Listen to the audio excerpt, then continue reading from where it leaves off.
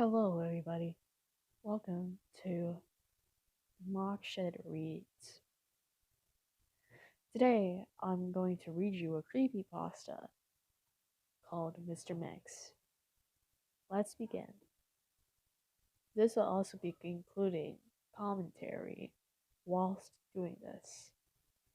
So, just be prepared for my commentary along this way. Let's get started. Does anyone remember an old PC game from the early 1990s called Mr. Mix? It was mainly a typing game, similar to Mario Teaches Typing, where you had to put words into a box to make a chef, the detailier, Mr. Mix, place ingredients into a bowl. Unlike most typing games, however, the game was notorious for having an insane difficulty curve. It had a words per minute requirement for each level, being as low as 10 on level 1 and as high as 85 on the third.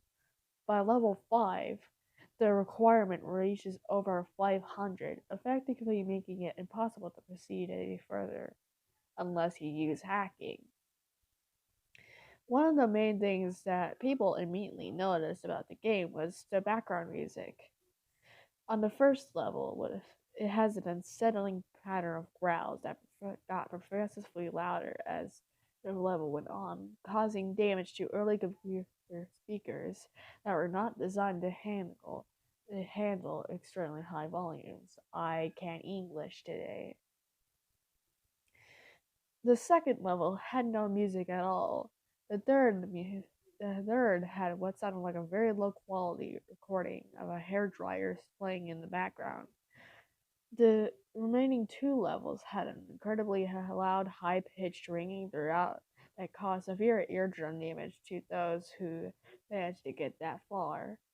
Another rather disturbing aspect of the game was the design of Mr. Mix himself. He was a large, round faced, overweight man with beady eyes and red spots on his cheek.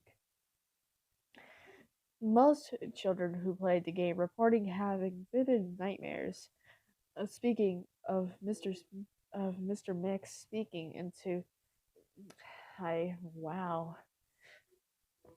What great reading I have today, am I right? Okay. Of Mr. Mix speaking to them in a quiet, raspy voice and directing them to keep quiet about something. However, none of them could exactly remember what that was. One psychologist, who saw many of these children reporting being disturbed by the sheer amount of terror on their faces as they recounted the details of the nightmare. Many of them broke down into tears in the process, begging for their parents to save them. However, no direct relationship to the game itself could be determined by these few cases, as not all children suffer the same adverse effects.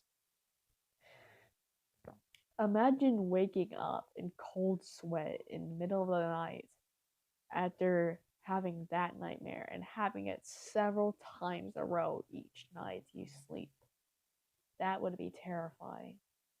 For obvious reasons, the game did not sell very well. It remained in relative obscurity until a few years ago when PC hackers got hold of a ROM and of it and be wow and started digging through it.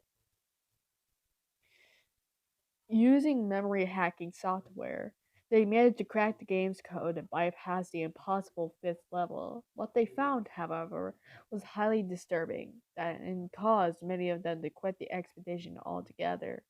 Chicken.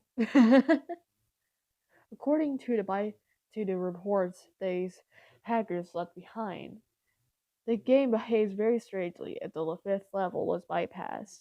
The game crashes violently and closes, writing a bunch of files into the user system 32 directory to the point that the RAM was almost completely filled.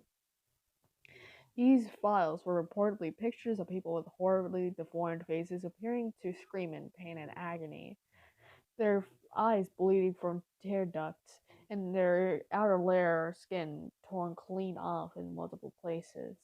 If the user attempts to delete these files, their computer would violently crash and blue screen, causing permanent irreparable damage to the hard drive. Oh my god. My reading is great today. Not. The hackers found that this was caused by a lone byte in the game's ROM that triggered when the fifth level was completed. After removing this byte, they were able to proceed into the sixth and final level. Unfortunately, all original hackers declined to discuss what they saw in the final level. Each of them became extremely paranoid and reclusive afterwards, refusing to talk about anything related to the game and showing astonishingly extreme symptoms of post-traumatic stress disorder, also known as PTSD. Most of them ceased to be able to form coherent sentences in a week. Within a month, all of them had gone missing.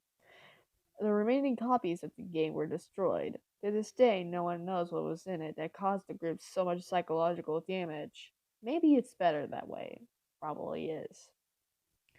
2 years after the incident, a man was arrested for trying to kidnap an 8-year-old girl from a grocery store. Their DNA fingerprints and whoa, their through DNA and fingerprint analysis, he was identified as one of the original hackers that who had viewed the original final level of the game. He was wearing a white chef's hat and had a look of unspeakable malice and insanity on his face. When interrogated, the man would only say one thing: "I missed your mix." Shh. Well, that's all I have today.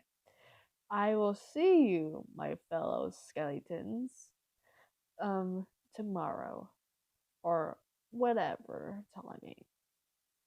See y'all. Bye bye.